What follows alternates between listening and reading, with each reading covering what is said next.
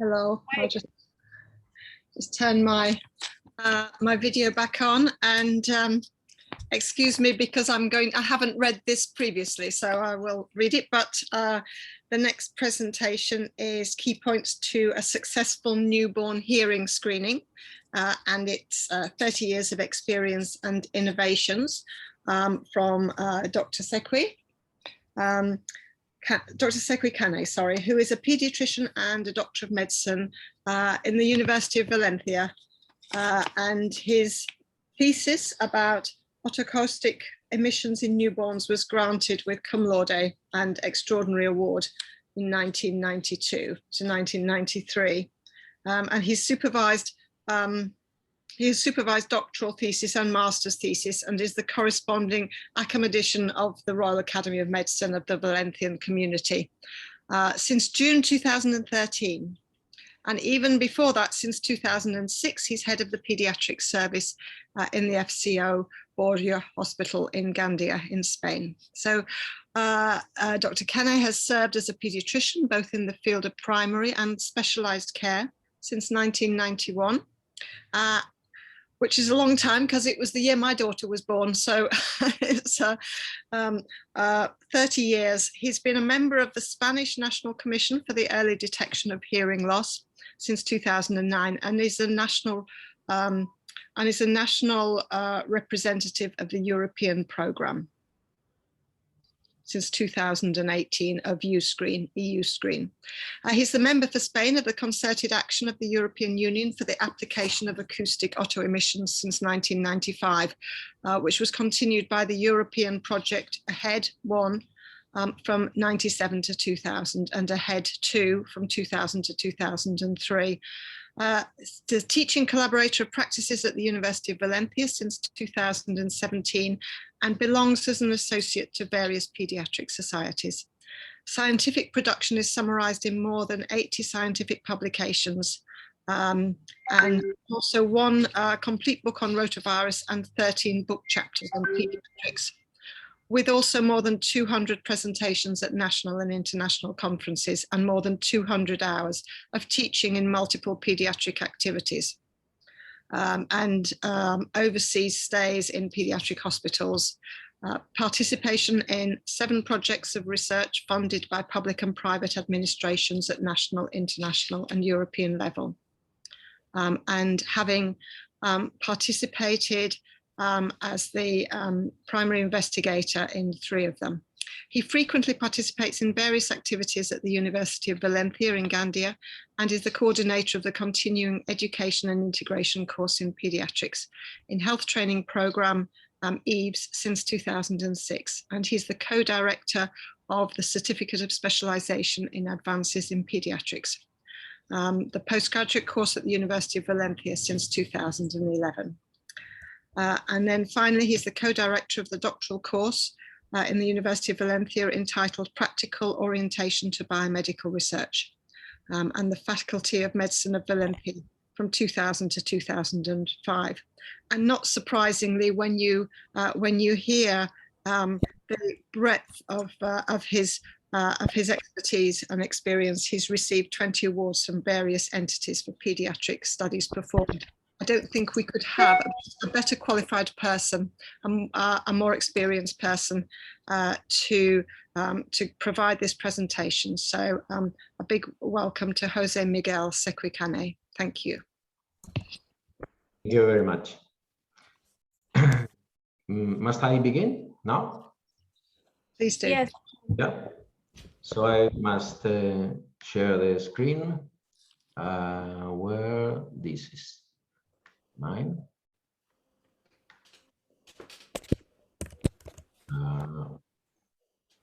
Let's begin.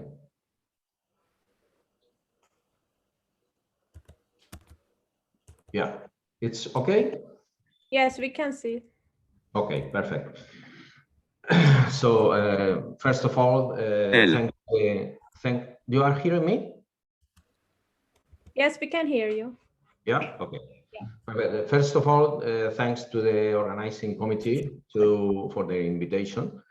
I'm very glad to be here, just talking about my passions. that is neonatal diagnosis of deafness. About 30 years of experience and innovations in this field. And let's begin. Well, some comics to the beginning. This is me in 1990 with Dr. Kemp that discovered the otoacoustic emissions in London. And afterwards, we make a thesis doctoralis in 1993 about characteristics of otoacoustic emissions in neonatal age. That was directed by Dr. Brights, it's my father, Nia, and also Dr. Marco. And as you can see here, we used equipment last in this epoch because it weighs about 7 kilos, a portable computer with no more than 740 kilobytes, not megabytes, kilobytes, and that was the chassis made, and very long ago. Well, we will talk about this organ. The deafness in newborns and infants is a disorder characterized by decreased auditory perception. And two key points that we must say is that 80% of childhood permanent deafness is present at birth.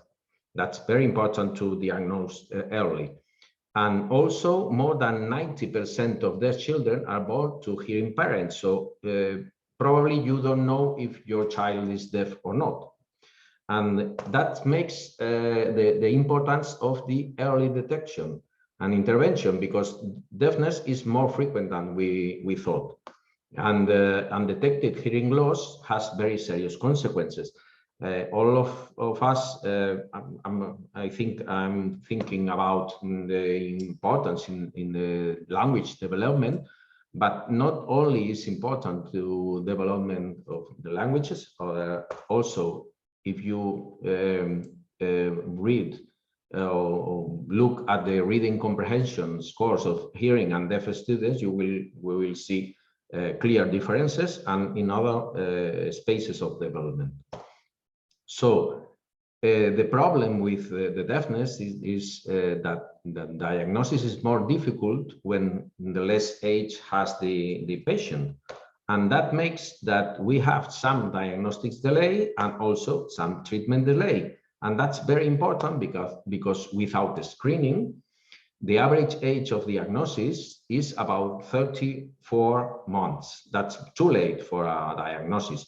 And also for an intervention, it seems similar because it's 35. So and at this time, you are not going to get good results from the treatment. Why? Because the importance of early diagnosis of treatment of deafness, it's based in the fact that the complete maturation of the auditory system takes 40 weeks of extrauterine life. And also the development of the normal child hearing organs takes 6 years of life.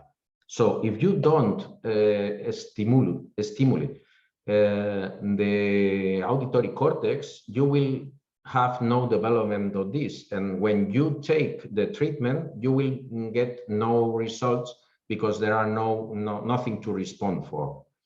And that's very important. About the etiology, we know all, or we are thinking about the number of high risk factors that are known from 1969, where the Joint Committee on Infant Hearing says or states about some well-known risk factors for hearing loss. And afterwards, they have increased the risk factors with more and more and more, but at least the real thing is that hearing loss risk factors just accounts for less of 50% of deaths. So it's not a real way to diagnosis, to make an early diagnosis. And that's why, because 60% of childhood deafness have a genetic origin, and that accounts for more than 400 syndromes that include deafness. And the last papers about this etiology rises the figure from genetic causes till 80%. So there is very, very important to know this in order to complete the screening in an adequate way. Well, the question is, must we do an universal newborn hearing screening? Is that right? Well, for a newborn screening, any disease must be serious, we know it, deafness is serious, must be frequent, must have better early treatment, must have available confirmation of the diagnosis. The cost must do some savings, and there will be some treatment for this. About deafness, the congenital hearing loss is about 3 per 1,000 newborns. So it's a figure that is very, very more higher than other metabolic screening that we are doing usually in newborns. So it's very frequent. And that's very important because the optimal age to begin treatment is less than 6 months. That takes in account because the vocabulary of deaf children are identified before and after the 6 months of age is very different, as you see here in a study where the differences are really evident. And what about savings? Well, the actual cost of a normal newborn hearing screening program is about $26 per newborn. If you don't diagnose this baby, you will get an education over cost of about $6,000 or $32,000 for the special needs of this baby. And also this baby, when he is adult, he will have labor earnings decreased by 10%. And his vital costs will increase about 5%. That makes a total of about $1 million of the difference between early diagnosis and late diagnosis. So that's important for legal purposes because lawyers are claiming for this amount of money if you don't do the things right. And of course, the deafness can be treated, and the results, if you do it right, is very spectacular. I am not talking about sign languages as a treatment because sign languages is a solution, but not a socially integrative treatment. What I am talking about is about real treatment, that is stimulation of the auditory pathway, as we have seen before, with hearing aids and also with implants. Okay? And one must know, one fact important is that 40% of profound deafness are candidates for cochlear implantation. That's a really big number and a good treatment for this. So at least, can we do universal newborn hearing screening? Yeah, it is possible, but no, it isn't easy. And that's what we are going to talk now. The first thing to say is that the screening is not diagnosis. Screening just wants to extract some childs from the whole population that have a high risk to have a deafness. And in this child, you will do all the diagnosis procedures.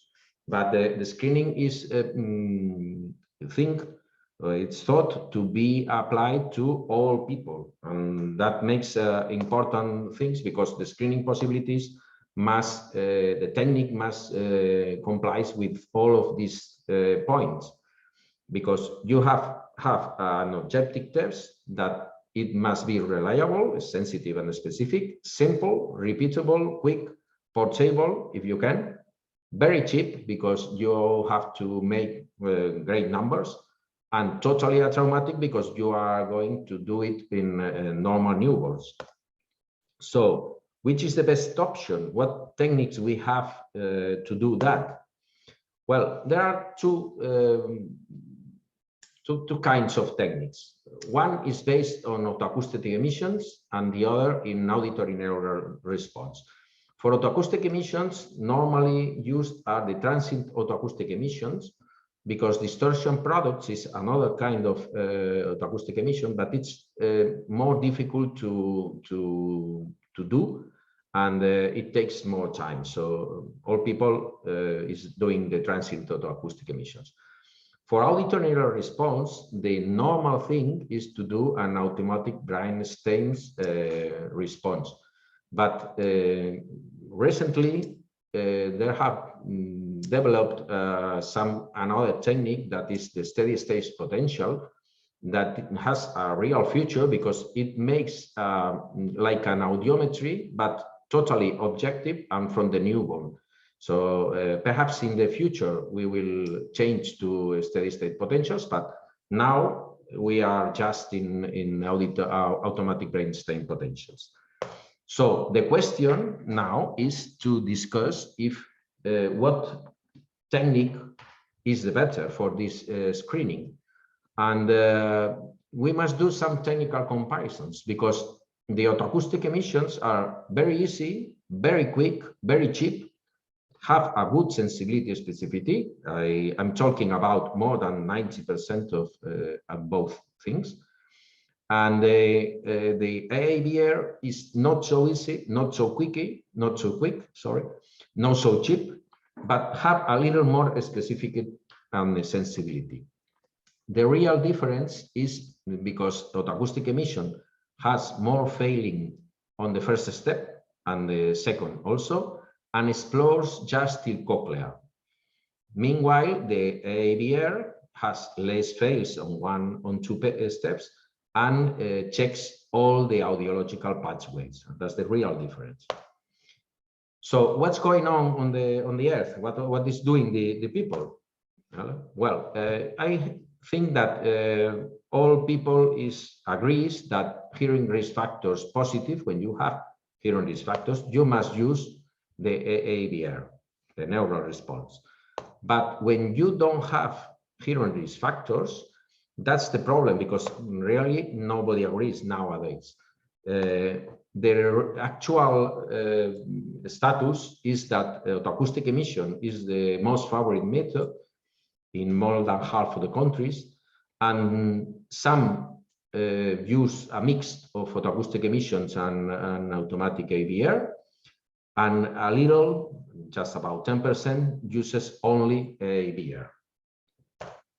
Well, so we can do. What can we do? Yeah, the Joint Committee on Infant Hearing has said something about this and recommends that each country adopt the most appropriate norms to create its own protocol in accordance with the regional administrative possibilities, government decisions, and also the budget. And that's important. So some kind of do-it-yourself. What's the problem? The problem is basically that the autoacoustic emissions is cheaper than the AAVR, and also quicker than the AAVR. So it's more easy to perform, and that's the problem, just not to using AAVR. But at the end, as you see, it depends on if you have these two things, time and money. Because if you have time and money, just make the AAVR. It will solve you the two problems of screening that we will talk later. You will have fewer referrals, as we have seen, and that means less babies lost to follow up because they don't return to the second step. And also covers the auditory neuropathy. Auditory neuropathy is not frequent. It's just about less than 10% of congenital hearing loss. That accounts for 0.1 of 1,000 babies born. So it's not a real problem, but if you can do it and check all the auditory pathways, pues better. If you don't have money and time, that's the problem, because you have to decide yourself what to do. And what the people do now is mixed protocols with autoacoustic emissions at first step always, but later they make some kind of potentials. There are now some papers that are favor to make sequential studies. So if you fail the first pass in the maternity ward, just in this case, you can do an AABR and just complete the diagnosis. And there's some papers that say that that is very, very useful. And also there are some things that make this easy, because the devices that we use now have the two techniques. They have the acoustic emissions and they have also the AABR. So it's easy to do the two techniques in the same baby. Well, after that mess, some of you can think that we are doing something wrong, right? But this is not real. We are not doing nothing wrong because our protocols meet their goals.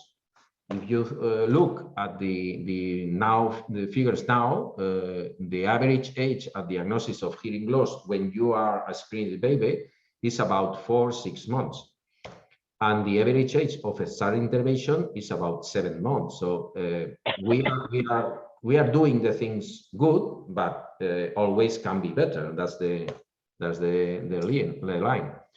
What are the goals to achieve with this screening process? Well, first of all, I must say that the screening must be bilateral. It's very important, right? Because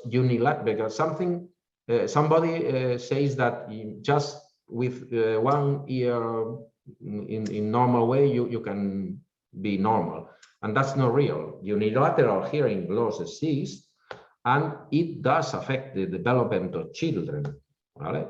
Here you can see a study, and you can observe the effects of unilateral hearing loss in some instances of development, in maths, in language, in social integrative. So it's very important to have bilateral normal hearing loss. The other objectives are that the screening must be universal and also sustainable, because if you if the fail on the first step is more than 4% of child, you will block the ENT service, and that's not good for a screening process. So it will be very exact. The normal objectives are: make the screening before 1 month, the diagnosis before 3 months, the audiologic evaluation before 6 months, and begin the early care treatment about 6 months and now. And how to do it without dying? Well, the first thing you must do is to think about organizing the hospital. That's very, very important. You must think about who is in charge, who will do the screening, when, where, and also have regular coordination meetings in all the people involved, because this is very important to get to be sure that everybody is screened in a normal way. And it's very important also to have at least verbal consent of the test you have. In case the parents don't want to do the test, please get a written disclaimer in the history because of legal purposes, because afterwards these parents can do some claim about not being well diagnosed, and that's important to be in the history of the baby that they don't want to do the test. That's important. Well, the models in first test, normally people do the test in the maternity ward because you have the baby there and there are less loss to follow up. But you will get some more false positives because on the 3 first days of life, these tests have more phase than real because of the liquid that it's in the middle layer, and that affects the response. If you choose to make it in external office, you will get less false positives, but you will have more loss to follow up. So you can balance the two things. The second test normally is done in the external office by an expert team and dedicated staff that filters the referral to ENT in order to get a figure of referral less than 4%. And afterwards, you have to look for the communicating with parents. You must be sure of getting the result of a screening test and explaining what is a pass, what is a fail, and also give the importance it has without alarming too much, because it can make some anxious for the mother. But you must explain what does the screening test really mean. The screening is not diagnosis, as we have said, and also the screening is not that you have a normal acoustic for all your life. You can have a late onset hearing loss, and that must be the parents aware. And also, it's important to give all this information in a cultural competent way, because all people cannot understand all the things we are saying now. Well, some tricks to do it easy in our experience is that all maternity nurses must know how to do the test. That's important because it makes possible to do the test every day, covering teams, holidays, labor leaves, so all shifts. So if you can do, you cannot do it in the morning, you can do it in the evening, and at all hours. You can do it on the night if where is less noise, and perhaps it's the best way to do it. This is have some variations, because if you have a very big hospital, you can dedicate a team for this screening. But I recommend not to do less than 5 persons for this team, because this team is expert, so it will improve the reliability of the test. But if you don't have any the persons, enough persons, you will get worse continuity, because of holidays and weekends and diseases and so. The tip 2 is not to spend more than 5 minutes on a test. That's very important, because if the baby is not suitable, don't waste your time forcing the test. It will not go well, sure. And if it doesn't pass good in 1 or 2 tries, do not insist. Refer it to the second level, that will be easier to do. It's very frequent that when I make the test, I really see that it can be normal. Normally, it seems to be normal, and when you have look for your watch, you have spent a quarter of an hour in a baby, and that's not used for a screening process where you have more babies to do. To prepare the baby and have a good test, it's important to do the test after feeding of the newborn in a quiet room. In the mother's arms, you can do it with breastfeeding better, or a pacifier if you don't have the breastfeeding. And it's very important to check the ProFit and the tip that is the okay for the external canal. For ABR, you must check the electrical noise in the room you are, because the lights, the pulse oximeters, the mobile phone can interfere the response, and that's very important. And also prepare the skin and check for impedances, and have a good electrodes with a special head if you need, because also this is important to get a very good test. Well, what shadows of hearing screening now we have? Well, the first question is the cytomegalovirus question, because cytomegalovirus is currently the most common cause of congenital infection. It occurs in about 0.6 of newborns in Europe and US, and that's about 6,000 newborns in a year. It's a very high figure. The problem with cytomegalovirus is that most neonates, the 80%, appear to be totally asymptomatic. But it is the etiology of deafness in 25% of children with sensorial hearing loss. And it has a special hearing loss because it is frequently it is delayed, is asymmetrical, is unilateral, and is progressive. It's very difficult to detect.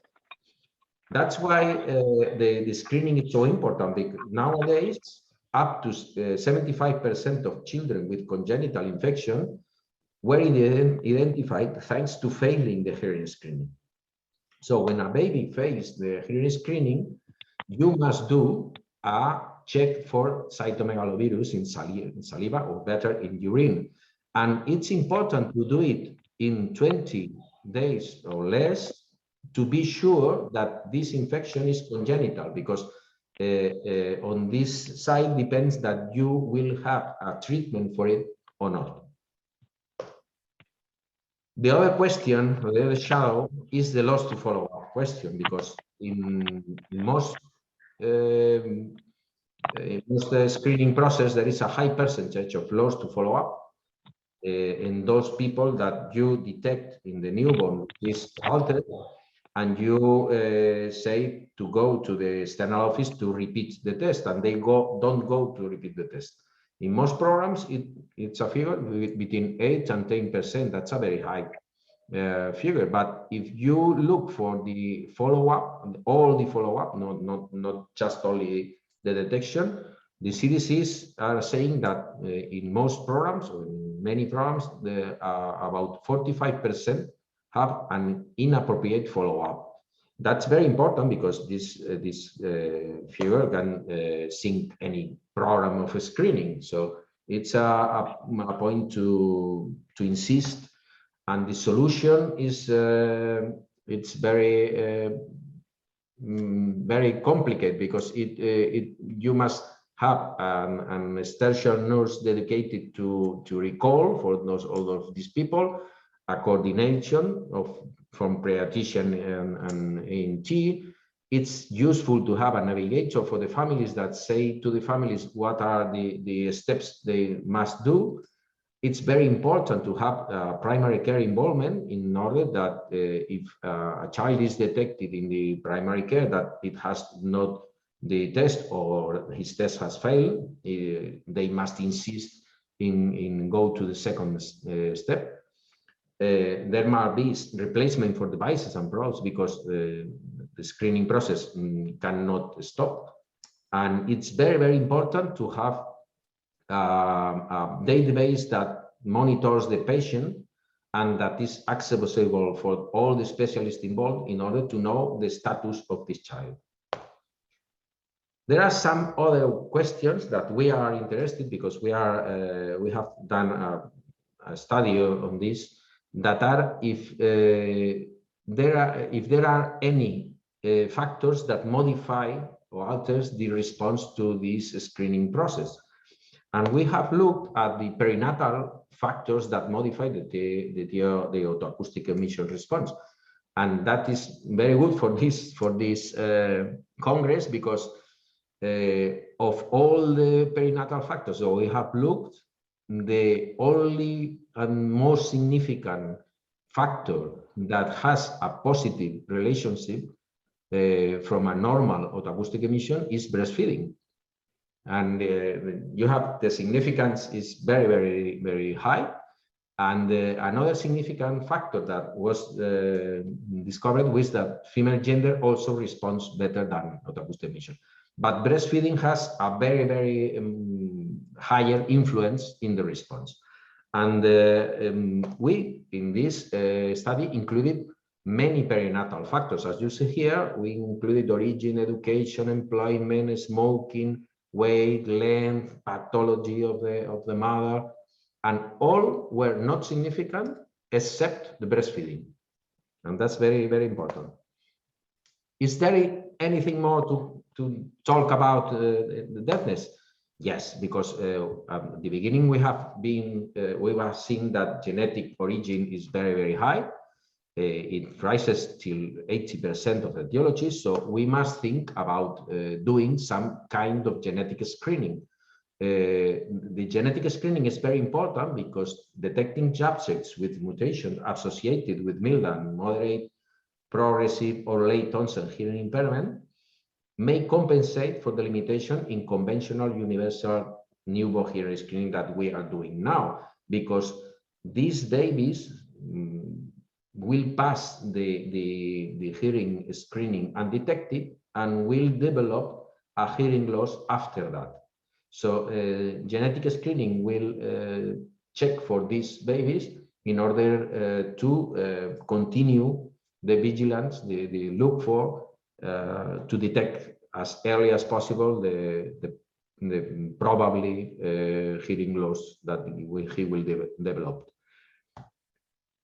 The questions to the why is not doing now is because there are some questions to solve.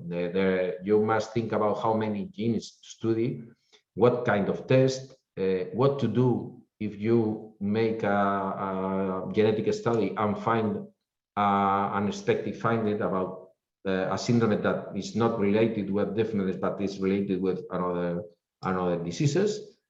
To who you must do the test, to the whole family, a universal screening, when or what kind of counseling to the family must you do, what are the costs, where are where are you going to do the test in saliva.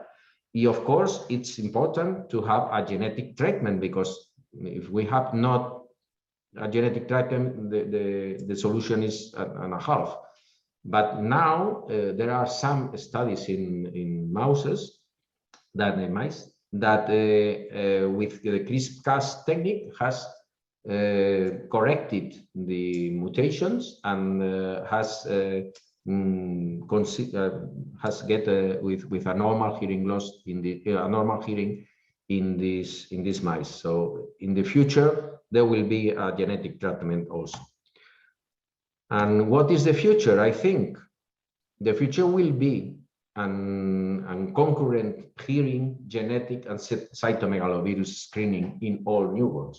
That's the real end of all of this, because with this kind of screening, you will detect the normal that the babies that have passed the screening and have very, very high risk because of cytomegalovirus or genetic mutations.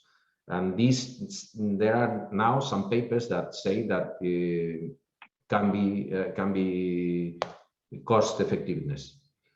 Well, to end, my messages to take home is that neonatal hearing screening is effective and efficient, that all techniques that we use now are useful, so it's no problem, and is essential to reduce the loss to follow-up in all programs. That's very important. And also it's important that primary care knows that post-neonatal follow-up is very necessary to detect the late onset hearing loss.